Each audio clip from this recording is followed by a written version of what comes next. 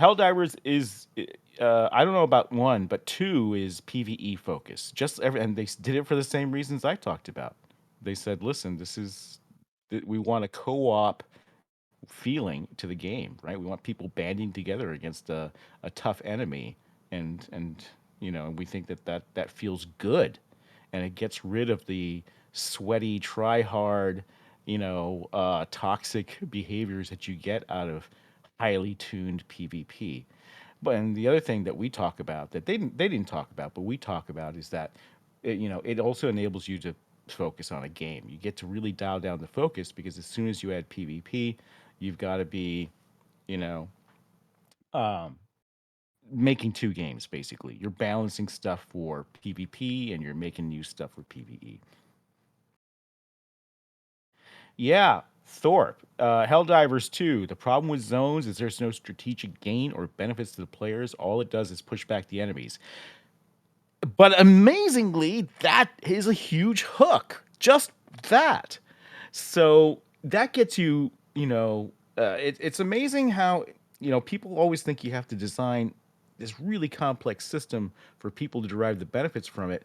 But really, you get 80% of the benefits from just taking the first step, right?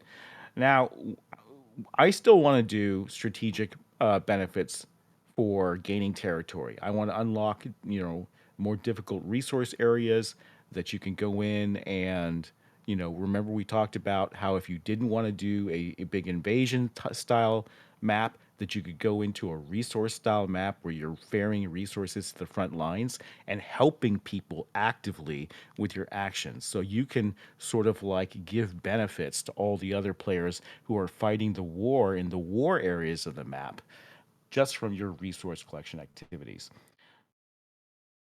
So I'm really liking the and of course Helldivers has your ship, right? Your drop ship. We have the drop ship. We have home, which is like a central place. I guess they have Super Earth. The similarities are there in the very top level meta, right? And I think that's worth looking at. And I'm not shy about saying that I'm actually looking at that and looking at what's working for them, and learning from it, and where appropriate, getting inspiration from it, and taking some good features and putting our own spin on it and our own polish on it. It has been a complete inspiration. I haven't had much time to play it. I'm only level 8, but my kids are like level 23, or getting close to one is getting close to cap, and that is something that I'm really excited about. So the website was going to take a little longer to launch, but I think I want to get it up this week because there's so much attention on my account right now, that it would be a good time just to spruce it up a little, and talk about. And now here's the other thing Helldivers does for us. Remember how I have struggled on how to describe an invasion game? Now I can say, okay, so we've had this even before, but imagine it's like Helldivers with mechs punching kaiju. And imagine that this is happening, on a grander scale where the outcomes of your collective battles actually matter. Now people have a hook, a mental hook to hang that idea on, and we can better communicate what our game's about. And I can't thank them enough for breaking into and making this genre a breakout success so I can talk about it in a shorthand way that gets people excited about it. Yeah, let me tell you about waifus, kaiju, and mecha, what I call the holy trinity of gaming. Well, Skill Z, you say nothing wrong with following a giant shadow. What do you think Blizzard did? OG Blizzard did? We didn't invent any genres. We took genres that were breakouts and then we put our own spin on it and our polish on it, knocked off the rough edges, and then, gave it a ton of flavor, and then went out with our own thing. Yeah, exactly, Bun. How many people out there actually think WoW was the first MMO and don't even remember EverQuest?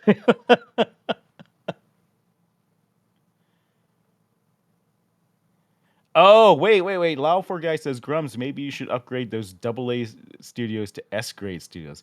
Uh, like S tier. That's kind of catchy. That's almost there. We're getting closer.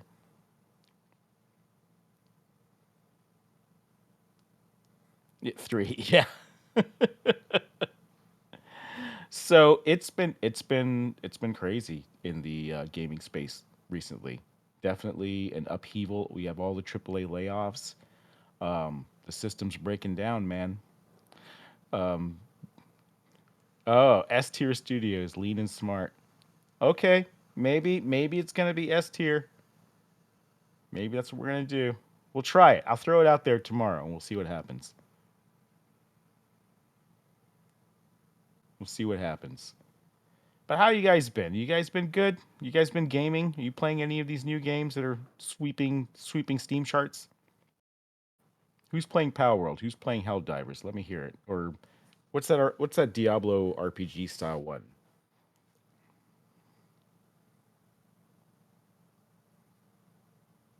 V Rising Pal Divers. I love that Pal Divers. Helldivers Last Epoch. Pacific Drive. You know the other good thing that Helldivers is doing for us is it's taking the stench out of live service games. We're not a live service game because we want to sit there and do tons of microtransactions. We're a live service game because we need servers to simulate a war, right? So that's that's a gameplay function, and you need a gameplay function that justifies live service. You can't have, oh, live service as a business model being the justification for it. That's where it falls apart. If you're if you're delivering value for your live service and you have to be a live service because of the nature of your game, then it makes sense.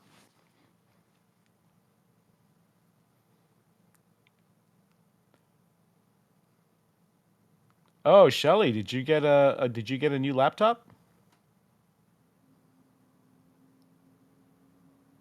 Awesome. I'm glad your laptop's not going to catch fire playing Ember. Helldivers monetization is really good, and you can do everything with by earning it in game. I like that. Let's see what happens. Oh, Star Citizen finally becoming an actual game. That's a good thing.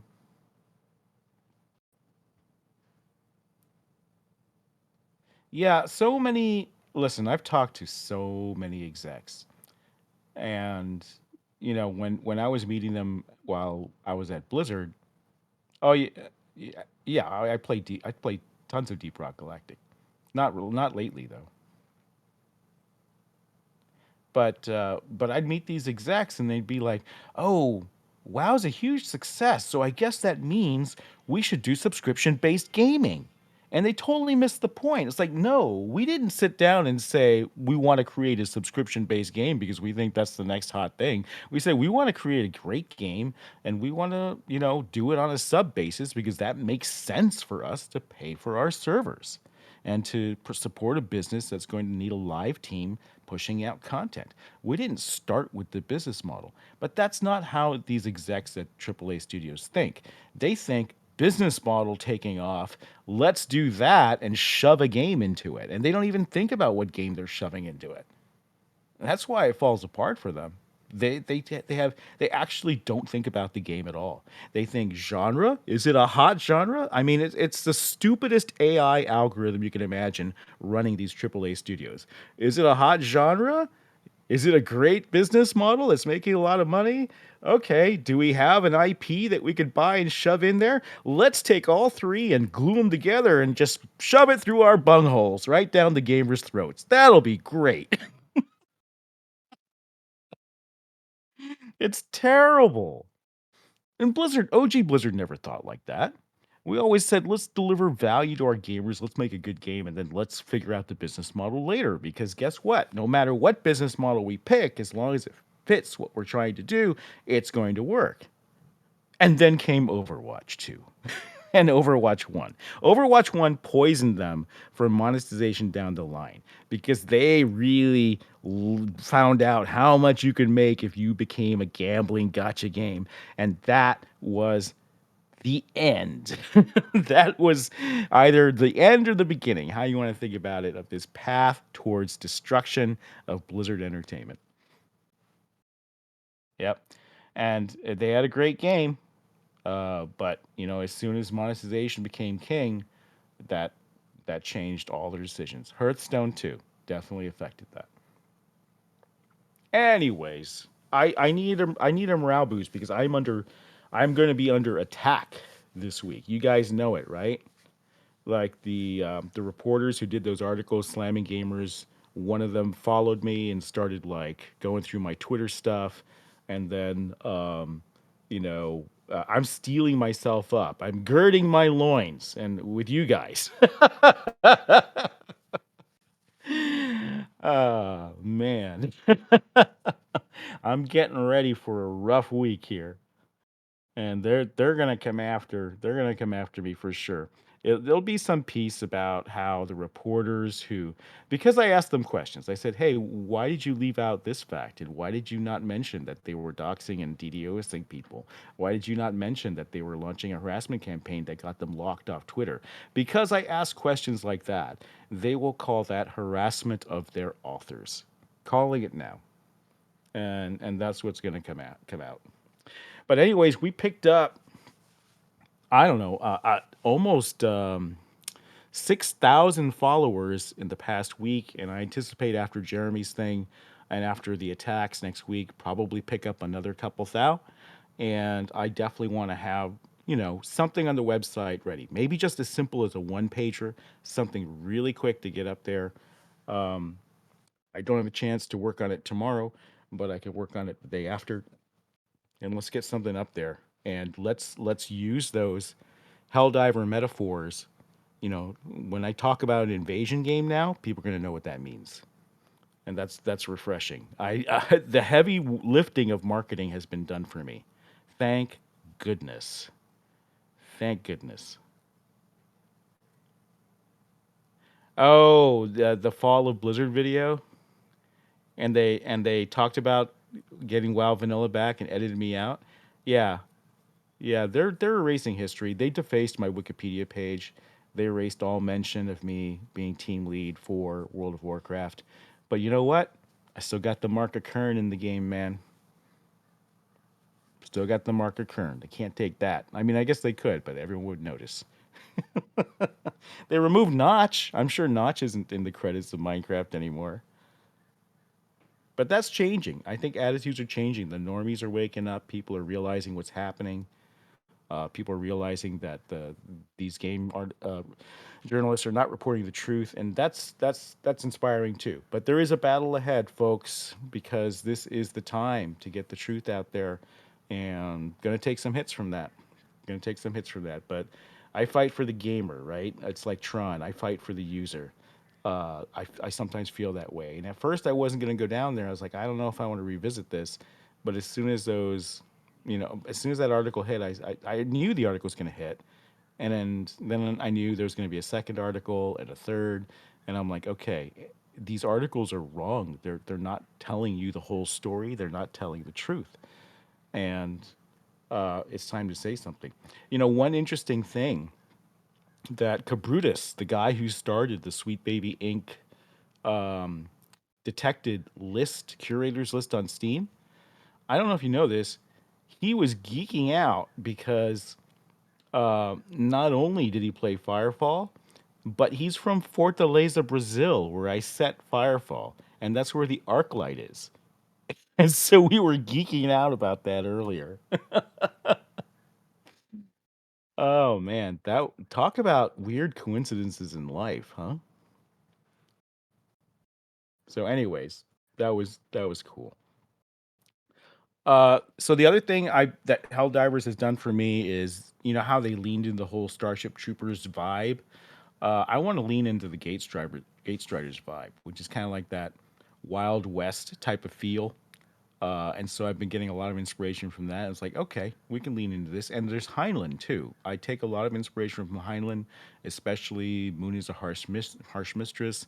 Phrases like Tanstelf, there ain't no such thing as a free lunch.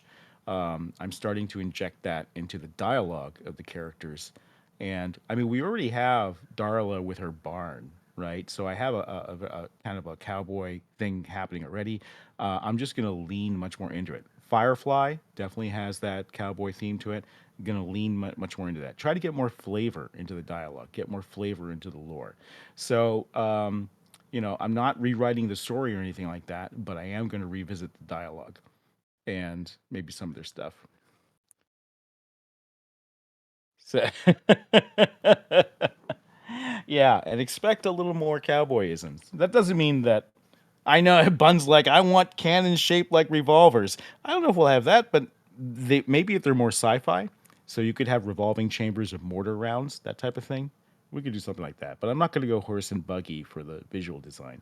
You don't have to do that. You just have to have the values of the Wild West, right? Rugged independence, pushing back against the unknown. Those are always Gate Strider qualities. And so I realize that, oh, we just have to lean into the flavor, and I don't.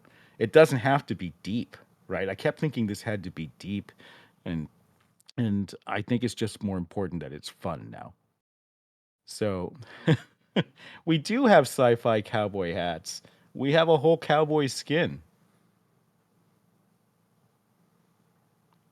Yeah, the Axis did win in World War II, and because of that disaster, we had the Inshigi push back and defeat the Nazis. And unfortunately, the cost of doing that was the loss of our humanity. And they were expunged from the earth and chased out into space before humans even knew we could travel space. And then humans had to catch up because, it's a story about how. And I might revisit that because it's like both sides are, it's like shades of gray stuff.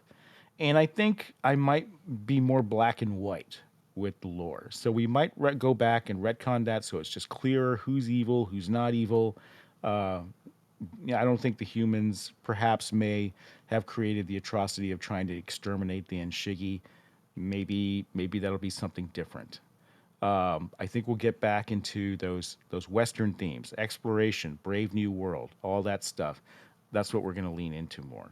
So I'm excited to look at that and see where can we punch up the flavor. Where can we get that back? Colonize the old wild planet. Yeehaw! Yep.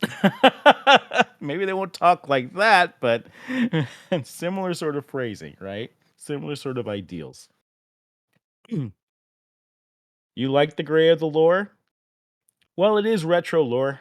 I mean, could save it that way. The reason the Gate Striders are Western theme is not because that's all of humanity. That is the Gate Strider faction.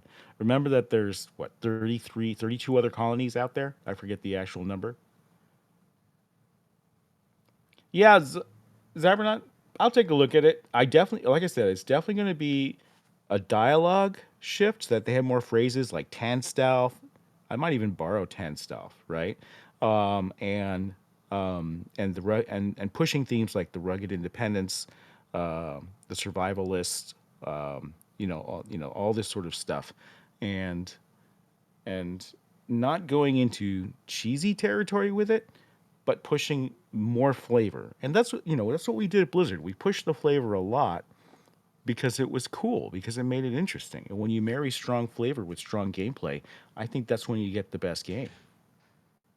You can have strong gameplay, it'll be a great game. You can have strong story, and you can have a good story game. You marry the two together, you get something really special. And that's what I like to shoot for.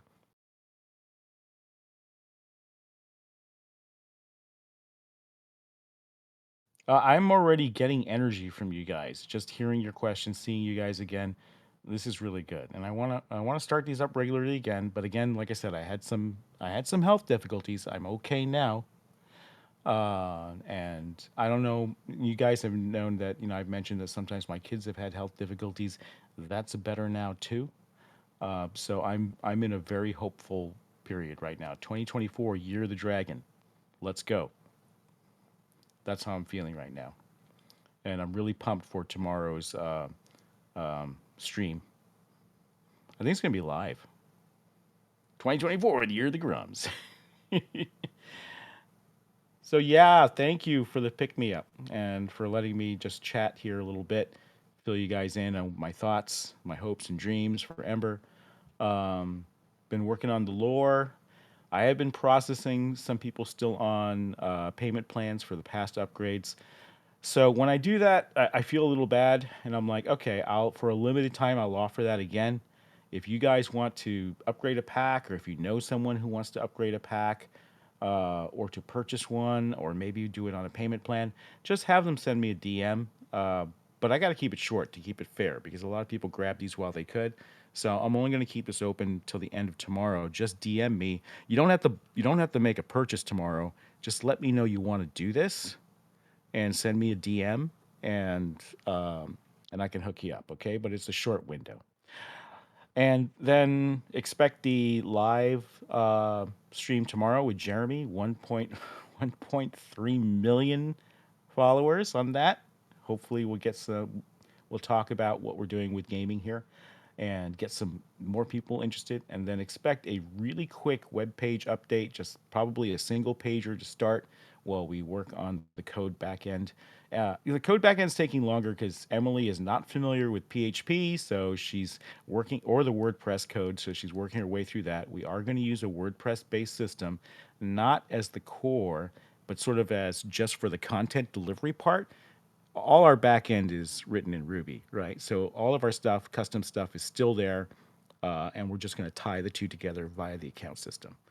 All right. So, but until then, I'm probably just going to put up a really simple page for all these new people coming on board. All right, guys. Thank you very much. Uh, was great to have a cheap chat like this. Probably keep it impromptu here for a little bit. And who's expecting a baby in September? What did I read about that in main chat? Who was that? Whoever they were, congratulations. And we all want to. Are we gonna have a raffle to name the child? Awesome, guys. Year of the Dragon. Peace out.